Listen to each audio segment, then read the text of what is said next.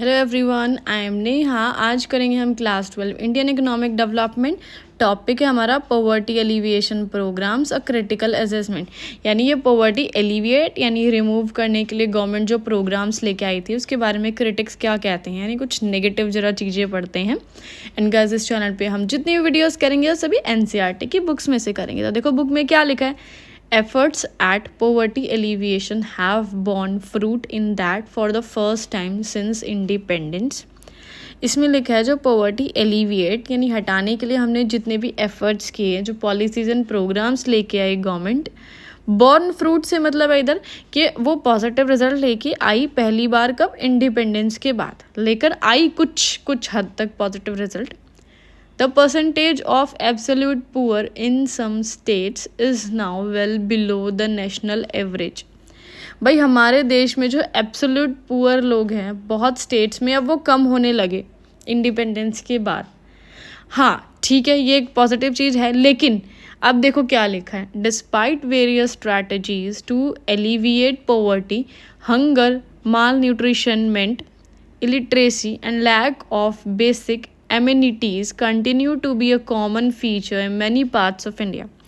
इसमें लिखा है गवर्नमेंट बहुत सारी स्ट्रैटेजीज लेके आई, पॉलिसीज लेके आई, प्रोग्राम्स लेके आई ताकि पॉवर्टी हट जाए, लेकिन उसके बावजूद अभी भी कुछ चीज़ें ऐसी है जिससे हम झेल रहे हैं अपने देश में, जैसे हंगर, लोग भूख से मर रहे हैं, माल न्यूट्रिशमेंट यानी लोगों को प्रॉपर न्यूट्रिशियस फूड, पौष्टिक खाना नहीं मिल रहा है, इलिटरेसी, लोग अभी भी कई ऐसे हैं जो अनपढ़ हैं, लैक ऑफ बेसिक एमिनिटीज़ यानी जो बेसिक नीड्स हैं लोगों की वो पूरी नहीं हो पा रही है, जैसे कि साफ़ सुथरा पीने का पानी, ठीक है, बिजली, ये सब चीज़ें।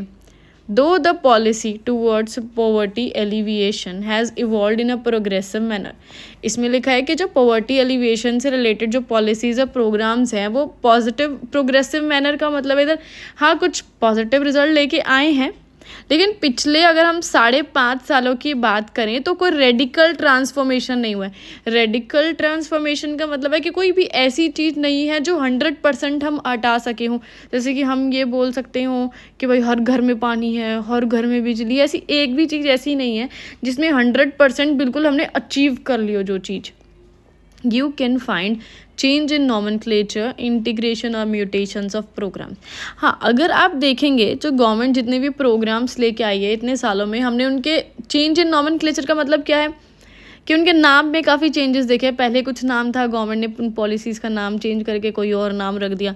इंटीग्रेशन और म्यूटेशन का मतलब है पहले क्या था, एक प्रोग्राम था, उनको तोड़ के 2 प्रोग्राम निकाल दिया, उसमें से 3-4 प्रोग्रामों को मिला के एक प्रोग्राम या स्ट्रैटेजी बना दी। ये सब चीज़ों पॉलिसीज़ में चेंजेस आ रहे हैं सिर्फ, जो भी गवर्नमेंट चेंज ला रही है। However, none resulted in any radical change in the ownership of assets। लेकिन नन का मतलब है कोई भी ऐसा प्रोग्राम है ही नहीं अभी तक जिससे जो है रेडिकल चेंज यानी कंप्लीट चेंज लाया है जो किसी एक सिंगल चीज़ में भी। जैसे कि किस चीज़ में चेंज नहीं आया है, कुछ एग्जांपल पढ़ते हैं। ऑनरशिप ऑफ एसेट्स, भाई ऐसा बिल्कुल भी नहीं है कि भाई देखो कई लोग जो होते हैं ना उनके पास बहुत सारे एसेट्स हैं। आप देखेंगे कई लोग ऐसे हैं जिनके घर में 3-3 4-4 एसी हैं, और कई लोग ऐसे हैं जिनके घर में एक पंखा भी नहीं है। कई लोग ऐसे हैं जिनके घर इतना पानी आता है कि टंकी भर के पानी बहता रहता है। कई लोग ऐसे हैं जिनके घर ढंग से पीने का पानी भी नहीं है। तो ये सभी चीज़ें हैं, किसी के पास ज़्यादा एसेट्स है, किसी के पास कम एसेट्स है, ये प्रॉब्लम है। प्रोसेस ऑफ प्रोडक्शन के प्रोसेस में कोई ज़्यादा खास बदलाव नहीं आया पहले के मुकाबले। Improvement of basic amenities to the needy, यानी जो लोगों की बेसिक नीड्स होती है हम उसको भी ढंग से फुलफिल नहीं कर पा रहे हैं, उसमें भी कोई इम्प्रूवमेंट नहीं आई है कि हम घर तक एकदम साफ़ सुथरा पानी पहुंचा पाए हैं, कुछ भी नहीं आ रही है improvement. Scholars while accessing these programs state 3 major areas of concern which prevent their successful implementation। अब जो स्कॉलर्स हैं, इकोनॉमिस्ट हैं, उन्होंने इन प्रोग्राम्स को डिटेल में असेस किया यानी स्टडी किया, इवेलुएट किया। उन्होंने 3 ऐसी चीज़ें बताई है जिसकी वजह से ये सक्सेसफुली पूरे नहीं हो पा रहे हैं, इम्प्लीमेंट ही नहीं हो पा रहे हैं ये प्रोग्राम्स का मतलब जो मेन बेनिफिट है वो पुअर तक पहुंच ही नहीं पा रहा है। ऐसी कौन सी 3 चीज़ें हैं, due to unequal distribution of land and other assets. भाई क्योंकि क्या है, unequal distribution of land and assets, यानी कई लोग ऐसे हैं जिनके पास पता नहीं कितने किले हैं, कितनी बड़ी ज़मीन है, कोठी हैं, घर हैं, फ्लैट हैं, और कई लोग ऐसे हैं जो बेचारे झोपड़पट्टी में रह रहे हैं। किसी किसी के घर में एसी है तो किसी के घर में पंखा भी नहीं है, किसी के घर में मोटर है तो किसी के घर में बिजली ही नहीं है कि पानी वहाँ से आ जाए, कुछ भी नहीं है। तो ये एसेट्स में डिफरेंस है। The benefits from direct poverty alleviation programs have been appropriated by the non-poor। दूसरी क्या चीज़ है, ये जो पॉवर्टी एलिवेशन प्रोग्राम है जो गवर्नमेंट लेके आती है प्रोग्राम्स, इनका जो बेनिफिट है उसका फ़ायदा कौन उठा रहा है, नॉन पुअर, यानी जो लोग गरीब नहीं हैं वो फ़ायदा उठा रहे हैं। जो लोग गरीब हैं एक्चुअली में, जिनको इनका बेनिफिट मिलना चाहिए, उनको तो बेनिफिट मिल ही नहीं रहा। भाई वो इंटरेस्ट ही नहीं ले रहे हैं अपना, कहीं मंदिर के आगे बैठ के भीख मांग रहे हैं तो पूरे दिन भीख मांगे ही जा रहे हैं, कोई अता पता ही नहीं, कोई अवेयरनेस ही नहीं, कुछ चेक ही नहीं करते गवर्नमेंट हमारे लिए क्या फ़ायदे की चीज़ लेके आई है, क्या चीज़ नहीं लेके आई है। Compared to the magnitude of poverty, the amount of resources allocated for these programs is not sufficient। अब यहाँ लिख रहे हैं भाई पॉवर्टी तो बहुत ज़्यादा है, लेकिन जो अमाउंट एलोकेट हुआ है, जो पैसे दिए जाते हैं इन प्रोग्राम्स के लिए, वो काफ़ी सफिशिएंट नहीं है, यानी कम है। मतलब गवर्नमेंट इतने पैसे नहीं देती है कि भाई हर एक घर का भला हो जाए। Moreover these programmes depend mainly on government and bank officials for their implementation.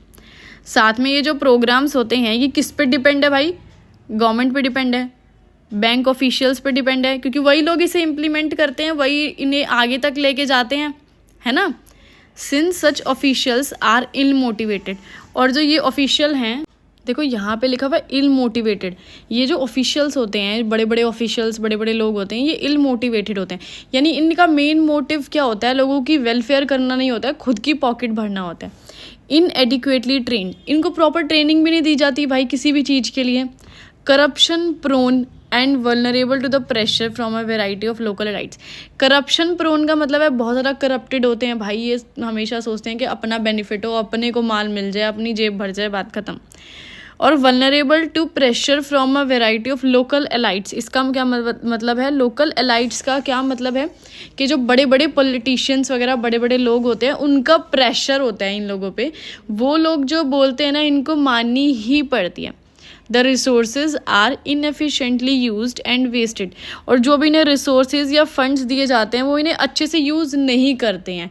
ठीक है, जहाँ लगाने की जगह है वहाँ लगाएंगे नहीं, जहाँ नहीं लगाने की जगह है, शो ऑफ की जगह है, वहाँ लगा देंगे।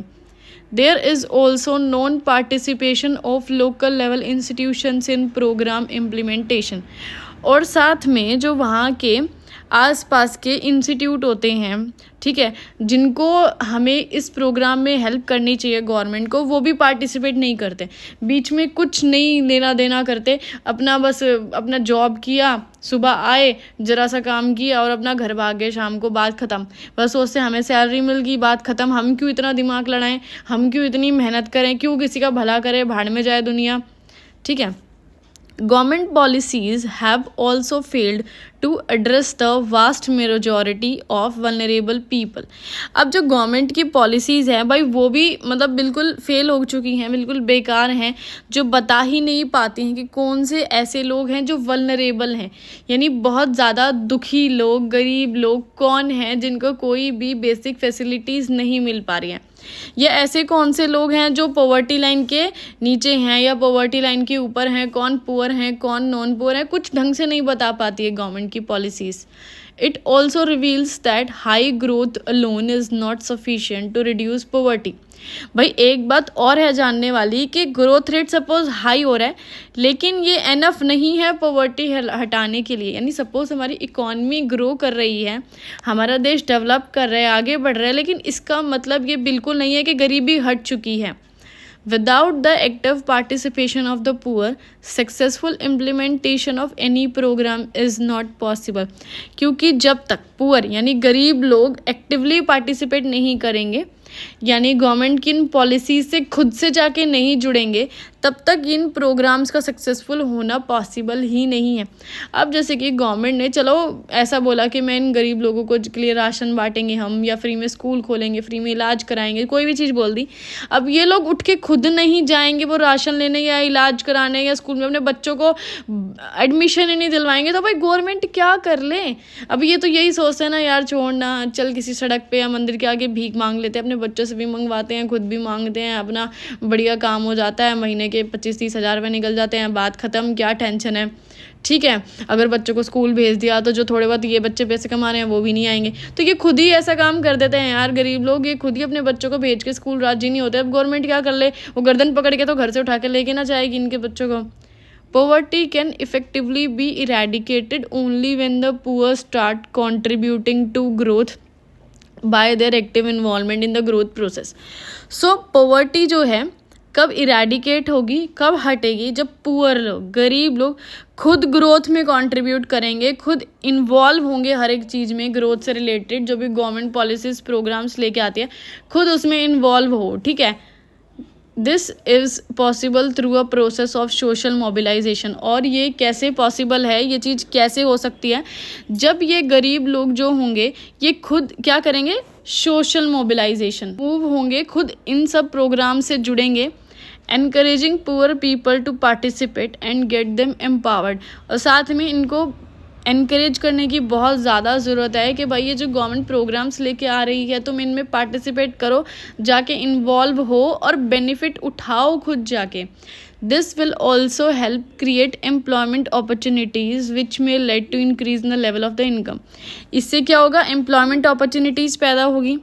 ठीक है, अगर एम्प्लॉयमेंट अपॉर्चुनिटीज़ पैदा हो रही है और ये जो पुअर पीपल हैं ये इसमें इन्वॉल्व हो रहे हैं, पार्टिसिपेट कर रहे हैं, जॉब कर रहे हैं, इससे इनका इनकम लेवल बढ़ेगा।